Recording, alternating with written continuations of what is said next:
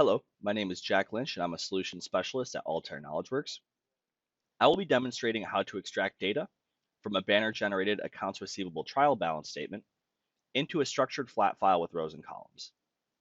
To begin, we will simply drag and drop the text file into Monarch, where it will render in the report design interface. I will begin to capture data using the auto-define feature. While capturing a majority of the necessary data from the statement, I do notice that we have one errant field created, currently capturing no data, labeled F5, that I'm going to move to delete. Following the deletion of this errant field, I'm going to look upwards at that account holder and balance forward and capture that information using an append template.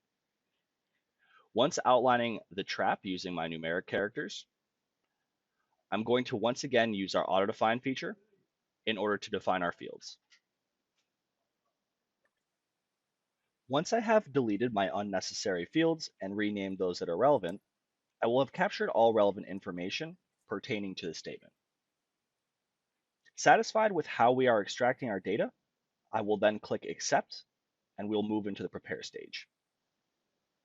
Now that our data has been extracted into a structured tabular format, I can begin to clean and prepare our data.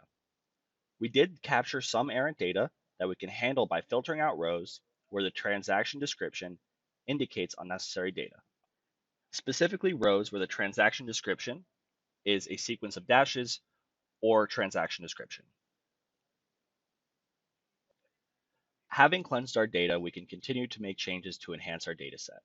For example, in the transaction number column, we can use a ditto function in order to fill our null values with a transaction number located in the rows above. Once we are satisfied with the data set as a whole, we can then move to export the table itself by right-clicking on the table, selecting Export Table, and choosing our export type.